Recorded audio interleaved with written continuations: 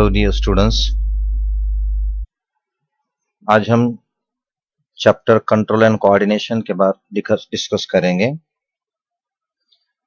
इस चैप्टर में दो पार्ट्स को हम पढ़ने वाले हैं। एक है नर्वस सिस्टम, अलग अलग एनिमल्स में कैसा होता है, और फाइनली हम ह्यूमन के अंदर नर्वस सिस्टम को डिटेल स्टडी करेंगे। दूसरा पार्ट इस चैप्टर में हम देखने वाले हैं हार्मोनल सिस्टम, जिसे हम एंडोक्राइन सिस्टम कहते हैं, उसको हम डिटेल देखेंगे। तो पहला पार्ट चैप्टर का है नर्वस सिस्टम। अब नर्वस सिस्टम हर एनिमल में प्रेजेंट है, लेकिन एक एनिमल जिसे हम हाइड्रा कहते हैं, जो कि फाइलम पोरीफेरा पोरीफेरा सबसे पहला फाइलम है किंगडम एनिमालिया में, जिसमें एनिमल्स काफी सिंपल होते हैं। सेल्स सेल्स का एग्रीगेशन होता है, कोई टिश्यू फॉर्मेशन भी नहीं है, इसलिए ऑर्गन सिस्टम होती नहीं। लेकिन फिर भी आप देख सकते हैं कि हाइड्रा के डायग्राम में नर्व सिस्टम बनाया गया एक जाल जैसे स्ट्रक्चर से, जिसे हम कहते हैं नर्व नेट का, यानी न्यूरॉन का एक नेटवर्क फॉर्मेशन हुआ है, जो कि इनमें भी है। दूसरा एनिमल अगर हम देखते हैं, जिसे अर्थवर्म, यहाँ पर हम देखते हैं अर्थवर्म के अंदर भी नर्वस सिस्टम पाया गया, लेकिन नर्वस सिस्टम थोड़ा एडवांस है, क्योंकि एनिमल के अंदर सेल्स का ग्रुप फॉर्मेशन हुआ, टिश्यू है एंड कुछ ऑर्गन लेवल्स भी पाया गया है, इसलिए यहाँ नर्वस सिस्टम वर्ड को यूज किया गया है। सो नर्वस सिस्टम में you can see the nervous system is formed of the ganglions. काफी गैंग्लियंस यहाँ पर हमको देखने को मिलते हैं। थर्ड एनिमल का एग्जाम्पल हम देख रहे हैं, the name of animal is a cockroach, जिसके अंदर भी नर्व सिस्टम और काफी एडवांस, अर्थवन से भी एडवांस इसमें बनाया गया, जिसमें आप देख सकते हैं ब्लैक स्पॉट जो दिख रहे हैं, ये गैंग्लियंस है, और गैंग्लियंस से नर्व फाइबर्स निकल रहे हैं, यानी यहाँ से निकले हुए लेग्स को, विंग्स को, अंदर के जो विसरल ऑर्गन्स है, डाइजेस्ट सिस्टम के ऑर्गन्स है, हार्ट का जो सिस्टम है, सेक्स ऑर्गन्स, ये सबको कनेक्शन लगाया गया और ये सब इसके अंडर कंट्रोल में होते हैं। देन हम देखने वाले हाइयर एनिमल, जिसे हम ह्यूमन कहते हैं, और सबसे मेन टारगेट चैप्टर में हमारा है ह्यूमन का। तो नर्वस सिस्टम ह्यूमन की जो है वो ब्रेन और स्पाइनल कॉर्ड से बनी हुई है। काफी डिटेल हमको दोनों को देखना है, इंशाल्लाह हम इसको डिटेल में देखेंगे। तो यहाँ पर जो ब्रेन है और दूसरा जो स्पाइनल कॉर्ड है, ये दोनों भी, ब्रेन और स्पाइनल कॉर्ड, काफी इंपॉर्टेंट ऑर्गन होते हैं, काफी सॉफ्ट और काफी डेलिकेट है, तो इनको प्रोटेक्शन भी दिया गया है। ब्रेन को भी किया गया है और दूसरा स्पाइनल कॉर्ड को भी प्रोटेक्ट किया गया है। तो प्रोटेक्शन करने के लिए यहाँ पर दो अलग अलग चीज दिए गए, एक बोनी स्ट्रक्चर जिसे हम स्कल, ब्रेन को ऊपर कहते हैं, और दूसरा रीढ़ की हड्डी की जो नाली होती है, जिसे हम न्यूरल कैनाल कहते हैं। ये दोनों बोनी प्रोटेक्शन हो गए, लेकिन इसके बाद भी वहां कुछ कवरिंग्स लगाए गए, जिसे मेनिंजेस कहते हैं। मेनिंजेस एक्चुअली कनेक्टेड टिश्यू, यानी ऐसा टिश्यू जो कनेक्ट कराता है, उस एक मेम्ब्रेनस स्ट्रक्चर की कनेक्ट टिश्यू है, जो ब्रेन के अतराफ में और स्पाइनल कॉर्ड के अतराफ में पाई जाती है। सिर्फ ब्रेन और स्पाइनल कॉर्ड के अतराफ पाई जाती है, उसे हम मेनिंजेस कहते हैं। मेनिंजेस 3 लेयर से बनी होती है। पहली लेयर का नाम है ड्यूरा मैटर। ड्यूरा मैटर, ये जो यहाँ पर लफ्ज मैटर इस्तेमाल किया गया, मैटर का माना होता है मैटरनल। मैटर से अगर लफ्ज माना देखते हैं, मीनिंग देखते हैं हम, तो मदर कहलाती है, और मदर का काम होता है क्योर करना, अपने बच्चे का ख्याल रखना। तो वैसे ही ये ख्याल रखने वाली एक लेयर है ड्यूरा मैटर। ये एक सबसे पहली आउटरमोस्ट लेयर है, काफी थिक होती है और फाइबर कनेक्टिव टिश्यू से बनी होती है, और डायरेक्टली खोपड़ी के बोन से ये अटैच होती है। इसका काम होता है प्रोटेक्शन। आप देख सकते हैं कि ये पहली लेयर है, यहाँ पर ड्यूरा मैटर कहते हैं, खोपड़ी के बाद। उसके बाद की जो दूसरी लेयर है, जिसे हम एरेक्नॉइड कहते हैं। अब मैटर का मीनिंग तुमने बताया मदर, लेकिन ये एरेक्नॉइड का मीनिंग होता है जाल, नेटवर्क। जैसे कि हमें फोटोग्राफ में देखिए जाल है, नेटवर्क है। ये मकड़ी का जाल, मकड़ी की कैटेगरी है एरेक्निड, इसलिए यहाँ पर मकड़ी की तरह, यानी यहाँ पर ऐसी माँ जैसी जो कि एक जाल की तरह प्रोटेक्ट कर रही है। ये मिडल लेयर होती है, काफी थीन होती है कंपैरेटिवली पहले वाले से। यहाँ पर रेटिकुलर कनेक्टिव टिश्यू से बनावट है इसकी। रेटिकुलर का माना जाल ही होता है, and it is nutritive in function, ये खास बात है, प्लस प्रोटेक्शन भी कर रही है। So it the second layer, and the third layer and the last layer in the meninges is a पाया मैटर, जो कि इनरमोस्ट है, काफी पतली सी लेयर होती है। इसका डायरेक्ट कांटेक्ट होता है जिसमें ब्रेन और स्पाइनल कॉर्ड प्रेजेंट होते हैं। ये काफी वस्कुलर होता है, न्यूट्रिटिव इन फंक्शन होता है। न्यूट्रिटिव मतलब कि ब्रेन के सेल्स को या स्पाइनल कॉर्ड के सेल को जो आप खाना खा रहे हैं, न्यूट्रिशन जो आपके पेट से ब्लड के थ्रू ट्रांसपोर्ट किया जाता है, तो हर सेल तक पहुंचाने में इसके अंदर का जो नेटवर्क है वो आपको हेल्प करता है न्यूट्रिशन देने का। अब इंटरेस्टिंग चीज यहाँ ये है कि एरेक्नॉइड मैटर और ड्यूरा मैटर, एक्चुअली यहाँ पर सेंटेंस को थोड़ा उल्टा कर दिया। पहले ड्यूरा मैटर है, तो ड्यूरा मैटर और एरेक्नॉइड मैटर के बीच में एक छोटा सा स्पेस देखने को मिलता है। उस स्पेस को कहते हैं सब ड्यूरल, क्योंकि ड्यूरा की बात है इसलिए सब ड्यूरल स्पेस कहा जाता है, जिसके अंदर कुछ पानी जैसा भरा होता है जिसका नाम है सेरस फ्लूइड। कहाँ है? जैसे कि अभी फोटोग्राफ में देखिए पीछे के, ये है ड्यूरा मैटर और ये है एरेक्नॉइड मैटर। इन दोनों के बीच में थोड़ी सी जगह होती है जिसे कहते हैं सब ड्यूरल स्पेस, जिसमें कुछ पानी भरा होता है, उसको कहते हैं सेरस फ्लूइड। इंपॉर्टेंट, याद रखना नीट के लिए। बाद में देखा गया कि एरेक्नॉइड मैटर और पाया मैटर में भी कुछ स्पेस पाया गया जिसे कहते हैं सब एरेक्नॉइडल स्पेस। ये भी स्पेस में पानी भरा हुआ है, एक लिक्विड भरा हुआ जो कि लिम्फ जैसा। अब ये लिम्फ आप सबको पता होता है, लिम्फ कहते हैं ब्लड के अंदर, ब्लड जैसा ही लेकिन जिसमें आरबीसी, डब्ल्यूबीसी और उसके प्रोटीन मॉलिक्यूल्स नहीं होते, उसे लिम्फ कहते हैं। तो ये एक वाटरी फ्लूइड है, लिम्फ लाइक है, और इसका नाम है सेरिब्रो स्पाइनल फ्लूइड। इसे हम एब्रीवेटेड फॉर्म में CSF लिखते हैं। ये CSF यानी सेरिब्रम और स्पाइनल कॉर्ड में पाया जाने वाला फ्लूइड, सीधा सीधा याद रखिए। ये इसको सिक्रीट करते हैं, इसको कोई तो है जो इनको बनाता है, उनका नाम है कोराइड प्लेक्सस। क्या नाम है? Choroid plexus. और दूसरा नाम है एपेंडिमल सेल्स। अब हम जैसा चैप्टर में आगे डिटेल देखेंगे तो आपको पता चलेगा कि ये कोराइड प्लेक्सस कहाँ पाया जाता है और एपेंडिमल सेल्स कहाँ रहते हैं। आपको बस इतना याद रखना है, ये कोराइड प्लेक्सस वाले जो स्ट्रक्चर है ये पहले सी वाले में यानी सेरिब्रम के कहाँ तो भी पाए जाते हैं, सेरिब्रम में फ्लूइड को सिक्रीट करते हैं। और एपेंडिमल सेल जो है तो ये स्पाइनल कॉर्ड के अंदर की नाली के अंदर सेल्स होते हैं जो कि वहां सिक्रीट करते हैं। दोनों अलग अलग जगह पर है। ओके, नीट के लिए याद रखना, कोराइड प्लेक्सस सेरिब्रम के अंदर है and ependymal cells spinal cord के अंदर है, जो कि यही दोनों सिक्रीट करने का काम कर रहे हैं फ्लूइड को। तो ये सेरिब्रोस्पाइनल फ्लूइड को हम थोड़ा डिटेल में जाएंगे।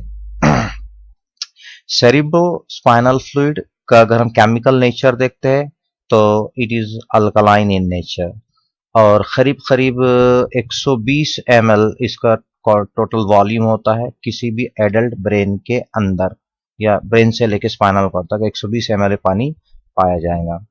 ये सेरिब्रोस्पाइनल फ्लूइड बहुत इंपॉर्टेंट रोल करता है, एक शॉक एब्जॉर्बर का काम करता है। जब भी कोई शॉक होता है ये एब्जॉर्ब करता है, नर्वस टिश्यूज तक पहुंचने नहीं देता।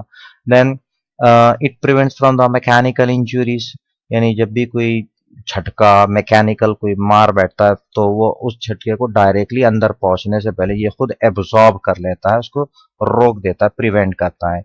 बाद में ये मेंटेन करता है constant pressure inside the cranium.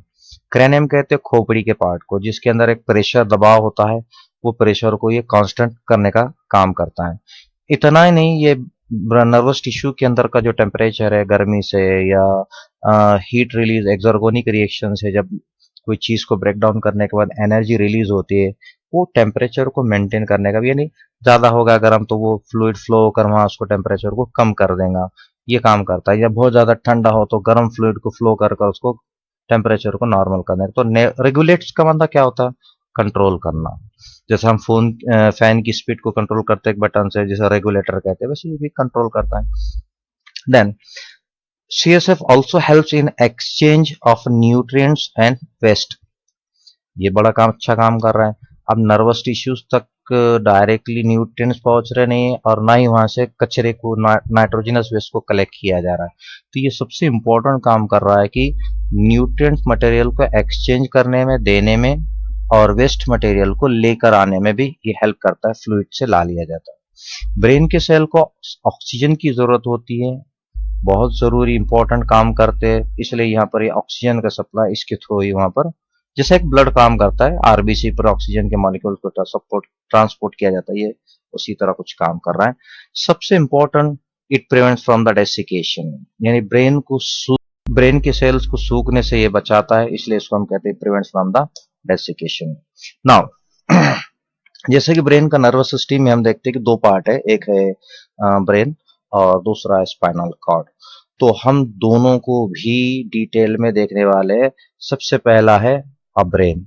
Brain को कहते हैं एनसेफेलॉन, याद रखना ये वर्ड को, एनसेफेलॉन। सेफेलिक रीजन कहते हैं हेड को, गर्दन से ऊपर का जो पार्ट है उसे सेफेलिक रीजन कहते हैं। Encephalon enclosing the cephalic region, that's why encephalon word यहां बनाया गया।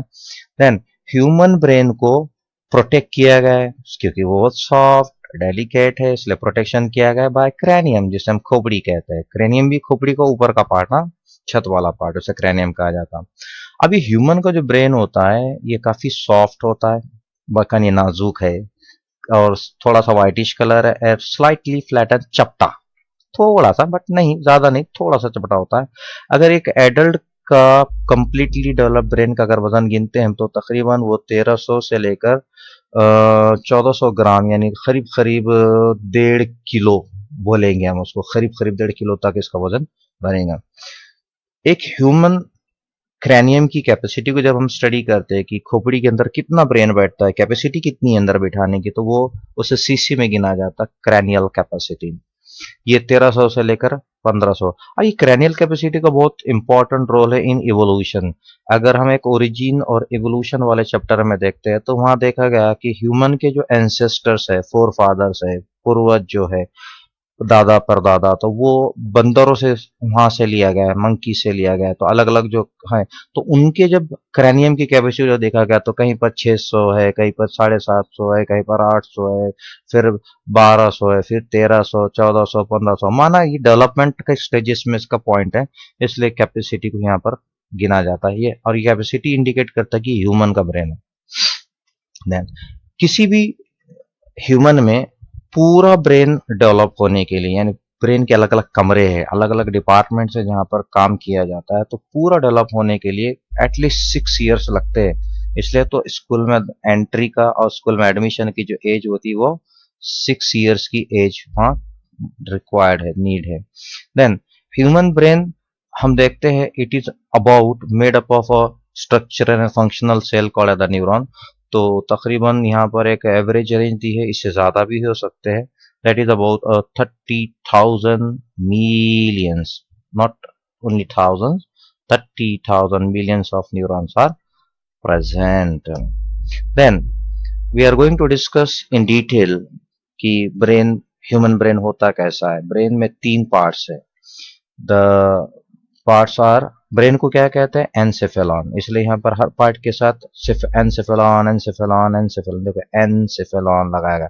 लेकिन ये कौन सा, फोर ब्रेन, फोर का माना प्रोज, प्रोज माना पहले, फोर माना पहले, इसलिए फोर ब्रेन। तो फोर ब्रेन में 3 पार्ट्स है, जिसमें से हम पहला देखने वाले हैं ऑल फैक्ट्री लोब। अब ये ऑल फैक्ट्री जो लोब है ये स्मॉल होते हैं, पेड़ यानी दो है, सॉलिड बॉडी यानी भरे हुए है, और ये हमेशा सेरिब्रम के नीचे से दिखेंगे। देखो ये सेरिब्रम को अगर हम उल्टा करके देखे, ये है देखो, नीचे से दिखते, वेंट्रिकल पोजीशन में, ऊपर से नहीं दिखते। देन ऊपर से पूरा सेरिब्रल हेमिस्फीयर कवर करता है, जिसकी वजह से वो नजर नहीं आते हैं। देन इसके अंदर 2 पार्ट्स हमको देखने, एक होता है बल्ब और दूसरे होते हैं उसका रास्ता यानी ट्रैक्ट। अब देखो ये जो ऊपर का पार्ट है इस पार्ट को बल्ब कहते हैं, और ये जो रास्ता है इसे ट्रैक्ट कहते हैं। So it is made up of the bulb and tracts. Then इसका काम क्या है, ऑल्फैक्टरी ब्रेन का वो हिस्सा जो फोर ब्रेन में आता है, जिसका काम है only sensation of what, smell, सिर्फ सूंघने का काम करता है, दूसरा और कुछ काम नहीं करेगा। दूसरा और सबसे इंपॉर्टेंट और बड़ा पार्ट जिसे हम सेरिब्रम कहते हैं, तकरीबन जितना ह्यूमन ब्रेन है, पूरे ह्यूमन ब्रेन में ये सबसे बड़ा पार्ट है। देखिए ये वाला, ये सबसे बड़ा पार्ट है, और हमको जो नजर आता और जिसे हम सब ब्रेन समझते हैं वही सेरिब्रम है, जो कि 80 से 85% पूरे वेट ह्यूमन ब्रेन का जितना होता है उसमें से इसी का वजन है, इसी का वेट है। ये सेरिब्रम हमको ऊपर से आप देखेंगे कैसा कुछ तो भी बीच में दरार है, जैसा कि ये खुलने वाला है, बीच में खड़ी लाइन है, इसको कहते हैं लॉन्जिट्यूडनल फिशर, फिशर माना दरार। लॉन्जिट्यूडिनल फीचर होती है। ऐसा लगता है कि ये दरार की वजह से ये साइड का एक हेमी आधा हेस्फीयर और इधर का हेमी स्फीयर, इसलिए यहाँ दो सेरिब्रल हेमिस्फीयर तैयार हुए इस लाइन की वजह से। हाँ, इसका नाम लॉन्जिट्यूडिनल फीचर। लेकिन एक्चुअली ये दोनों लॉन्जिट्यूडिनल फीचर से खुलते नहीं, ना एक हेमिस्फीयर खुलता ना, क्योंकि बीच में हम देखते हैं कि वहां दोनों एक दूसरे से इंटरकनेक्टेड है। एक हेमिस्फीयर दूसरे हेमिस्फीयर से कनेक्ट कराया गया एक आड़ी पट्टी होती है, ये वाली दिख रही है आपको, ये पट्टी जिसका नाम है corpus callosum. This is called as the corpus callosum. Actually corpus callosum एक पट्टी है आड़ी, ट्रांसवर्स बैंड, जो न्यूरॉन के नर्व फाइबर से बनी होती है, और ये बहुत बड़ा कमीशर होता है। कमीशर मतलब कनेक्टेड वाला एक पार्ट है, कनेक्टिंग पट्टी है, काफी बड़ी है ह्यूमन ब्रेन के अंदर। देन ब्रेन के अंदर यानी हर सेरिब्रल हेमिस्फीयर के अंदर खाली जगह है जिसको पानी भरा हुआ है, फिल्ड है, वो है सेरिब्रोस्पाइनल फ्लूइड होता है। उस खाली जगह को, उस कैविटी को वेंट्रिकल कहते हैं। याद रखना, ब्रेन के अंदर के खाली जगह को वेंट्रिकल कहा जाएगा। लेकिन वही अगर हम स्पाइनल कॉर्ड को कहते हैं तो वहां वेंट्रिकल नहीं कहा जाता, ये भी याद रखिए आप। सो रूफ ऑफ वेंट्रिकल्स और the lateral ventricle is called the pallium, यानी ये ऊपर का जो रूफ है ये इसको पैलियम कहते हैं। देन सेरिब्रम को जब कट कर कर, यानी ये व्यू में अगर हम देखते हैं सेरिब्रम को लेटरल व्यू में, तो ये बाहर का जो रीजन है, ये बाहर वाला पार्ट, यहाँ पर हम उसे कहते हैं कॉर्टेक्स रीजन, ये सेरिब्रम का, सेरिब्रल कॉर्टेक्स का, और अंदर का ये रीजन जिसे कहते हैं cerebral medulla. So outer is called ये वाला कॉर्टेक्स, सेरिब्रल कॉर्टेक्स, और ये अंदर वाला सेरिब्रल मेड्यूला। तो देखा गया कि कॉर्टेक्स में जनरली ब्रेन जो न्यूरॉन से बना हुआ है, तो न्यूरॉन का जो पार्ट है वो ग्रे कलर दिखता है, यहाँ पर ग्रे मैटर से बना हुआ है। ग्रे कहते हैं मतलब थोड़ा सा राख जैसा कलर, एकदम व्हाइट भी नहीं और एकदम ब्लैक नहीं, थोड़ा सा धुंधला सा व्हाइट जिसे हम कहेंगे ग्रे मैटर। ये ग्रे एक्चुअली न्यूरॉन के सिर्फ साइटॉन्स यहाँ नजर आते हैं। साइटॉन के ऊपर केमिकल सिक्रीशन ना होने से, केमिकल सिक्रीशन का नाम है मैलिन, नहीं होता है, इसलिए ये ग्रे कलर दिखता है। लेकिन इनर रीजन यानी मेडुला जो रीजन है उसके अंदर वही साइटॉन के एक्सॉन्स अंदर जाते हैं, और एक्सॉन के ऊपर सेल्स, शॉन सेल्स, एक मैलिन नाम का केमिकल सिक्रेट करते हैं जिसके से वो व्हाइट अपीयर करता है। ठीक है, व्हाइट होने की वजह वहां पर मैलिनेटेड होना, और ये साइटॉन पे मैलिन नहीं होता इसलिए इसका ग्रे कलर दिखता है। ठीक है, सो दो पार्ट्स यहाँ पर हमको क्लियरली दिख रहे हैं। देन सेरिब्रल का जो कॉर्टेक्स होता है यानी बाहर का रीजन है, सेरिब्रल का कॉर्टेक्स में काफी फोल्ड्स हमको दिखते हैं, फोल्डेड रीजन्स दिखते हैं, जिसे गायरी, एक रहा तो गायरस, प्लूरल रहा तो गायरी, ये देखिए वर्ड है यहाँ पर गायरी, और एक रहा तो सल्कस और प्लूरल में सल्साई कहते हैं। अब ये होता गया, सॉरी, जस्सी, ये जो दिख रहा है ना यहाँ पर इसके अंदर, ये जो उभरा हुआ जो पार्ट है, एक गायरस, ये इधर का उभरा हुआ पार्ट है, और दोनों के बीच में एक दबा हुआ हिस्सा दिख रहा है नाली, इसे कहते हैं सल्कस।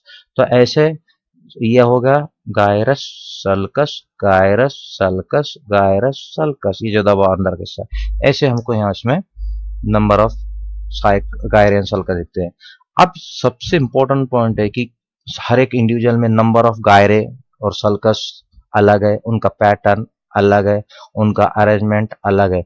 तो डिपेंड करता है कि वो शख्स का नंबर ऑफ गायरे, पैटर्न ऑफ गायरे और या अरेंजमेंट ऑफ गायरे जैसा है, वो उसका पर्सन का इंटेलिजेंस डिसाइड किया जाता है। So intelligence is dependent on that pattern. Then in cerebral medulla, बताओ outer part, masses of, sorry inner part, medulla मतलब अंदर का part, masses of grey matter यानी बाहर का, grey matter are present in white matter, अंदर वाले में। वो जो मेड्यूला में ग्रे मैटर के कुछ डॉट डॉट्स दिखते हैं उसको कहते हैं बेसल न्यूक्लिया। बाद में वेंट्रल माना नीचे का, लेटरल माना साइड का। Ventro lateral side of cerebrum काफी मोटा होता है, थिक होता है, इसे कॉर्पोरा स्ट्राइटा कहा जाता है। So I can show you this one, ये जो पार्ट है थोड़ा फुला हुआ पार्ट होता है, इसे कॉर्पोरा स्ट्राइटा कहते हैं। ये व्यू में नहीं दिखता है, दिस वन, ये वाला, ये कॉर्पोरा स्ट्राइटा है। ओके, जो कि काफी सोलन पार्ट होता है दिस वन क्रापर स्ट्राटा। देन